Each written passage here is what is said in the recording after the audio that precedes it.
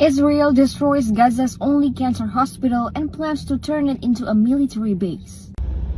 Bam! Masuk! Israeli forces advanced further into the Gaza Strip on Friday, March 21, 2025, and blew up the only specialized cancer hospital in the region. The hospital was located in the Netzarim corridor, which divides Gaza into two and has been controlled by Israeli forces during the 17-month-long war. The Israeli military stated that they targeted the Turkish Palestinian Friendship Hospital, previously inaccessible to doctors and patients during the war because Hamas militants were allegedly operating from the site.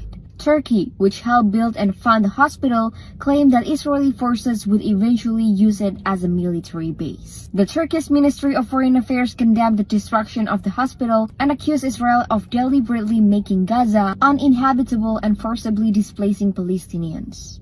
Under international law, hospitals can lose their protected status if used for military purposes. Therefore, human rights groups and UN-backed experts argue that Israel is systematically dismantling Gaza's healthcare system. Sahabat Kompas TV, what are your thoughts about this case?